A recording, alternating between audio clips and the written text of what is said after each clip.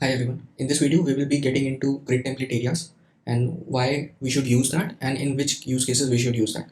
So before getting into grid template areas, I would like to have some, you can say some HTML code, some CSS code so that we have a setup and then we will switch to grid template areas so that we can analyze what are the use cases of it.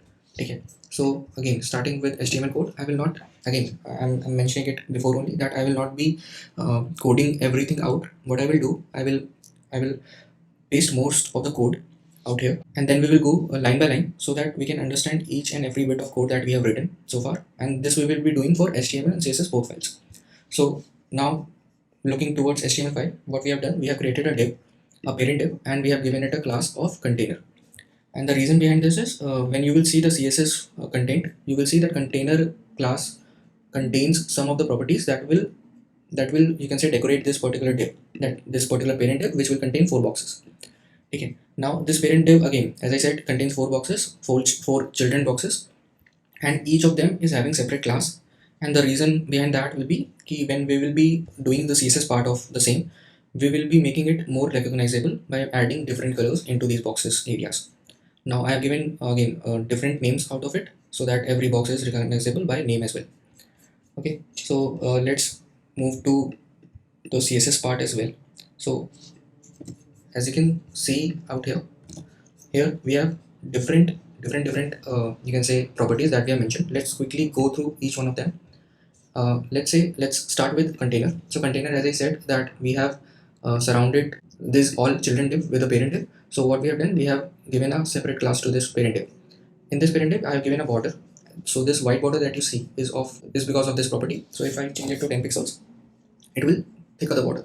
Okay. So what we will do, we will again check back. So what I will do, I will do similar changes so that you can understand each and every property of CSS, that why we are doing so.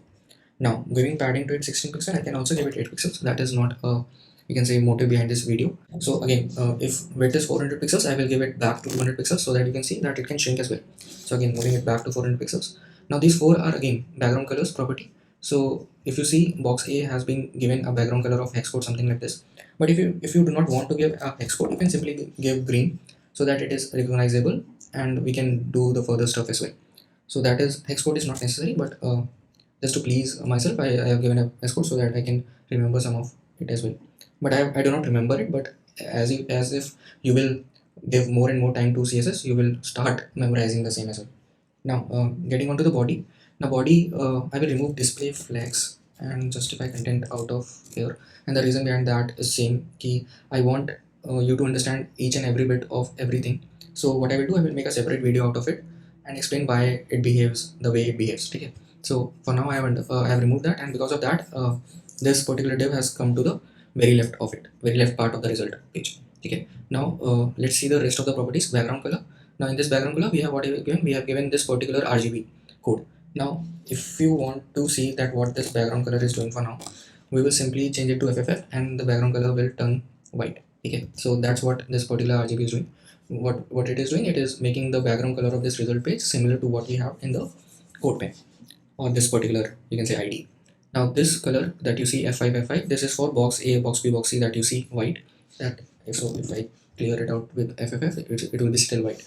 But now if you want to see the change, I can go for 000 and that will be turned to black. See.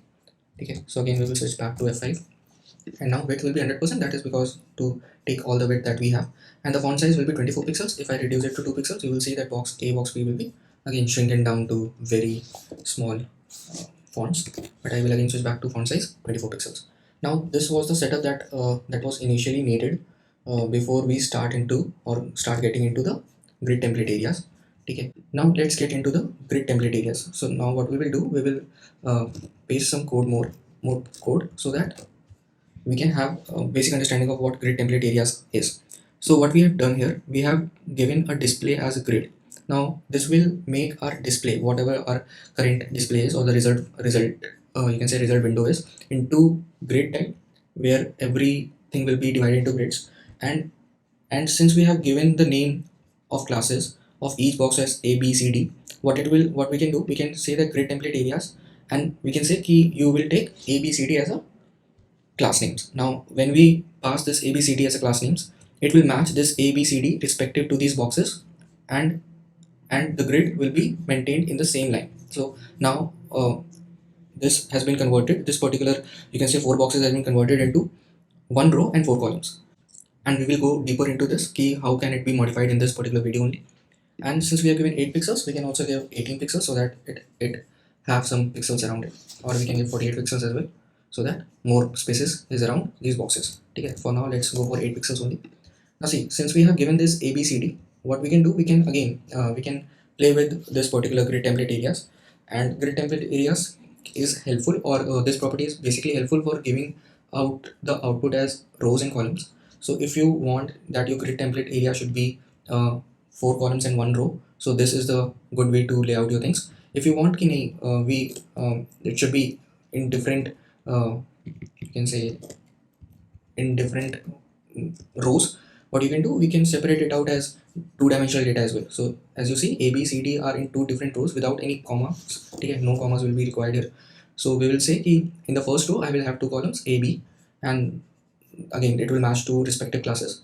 And in the second row I will have two columns again, and the C, D will be the respective boxes. Again I can change the name out here as well. So what I will do, I will shift, or you can say shuffle the boxes as well, and this will make the boxes shuffle as well. But I don't see it. Oh,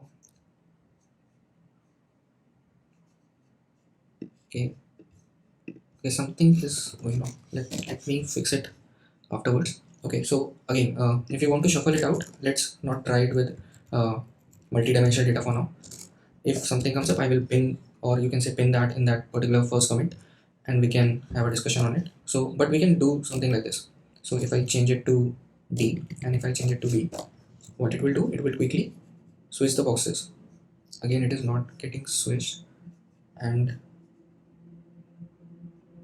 okay, I think the reason behind that is okay, I am missing some property out of the these boxes. Let's quickly have it here, and the property is grid area. So what we will do, we will align every class with that grid area so that every class have some particular grid area around it. So let's quickly give it and then talk about it. Yes, so once I have given that, you can see key every grid area is now corresponding to this particular class. Now the switch thing that I was talking about will work as it is.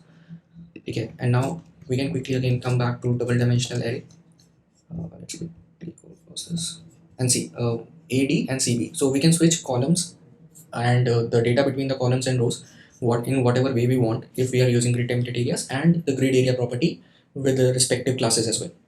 Now what we can do, if you want something, if you want something out here that is not currently decided key what to be filled out, so we can again separate it out as a dot as well. So it will take space, it will leave the blank for them, but it will not be required to fill every column or every row. So this dot, or you can say particular dot feature, is really helpful when you do not have a data but you want that particular row or that particular column, that particular row or that particular column gets empty or left empty. Okay, now let's take another example with dot so that you understand it more thoroughly. Let's say we have dot AC, and let's go with D dot B. Okay, now you will see that again we have left the first row and the first column, and the cell at the first row and first column empty, and the second row and second column empty. So again we have arranged the boxes, but again whatever we want to be empty, or whatever you can say area we want to get empty and we do not want to have the boxes around there, we can use dot expression there. Okay, the two things that I want to again mention it out here before getting to the end of this video is that key first, you should be only playing with the rectangles out here. So for example, if I give it as A and B and B, okay, and I give all other B as well, so this will not work.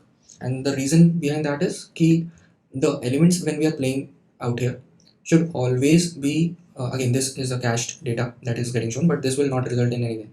So what it needs, or what grid template areas is requiring, key we should always give out elements as a rectangle, and we should not be giving them as anything other shape than that. So currently if you're seeing the screen, it is basically in this shape, B, B, B, and A is separated out. So again, the rectangle shape is needed to make it work. So if I give it as C, you will see it will work it out. No, it will not be throwing the cached result.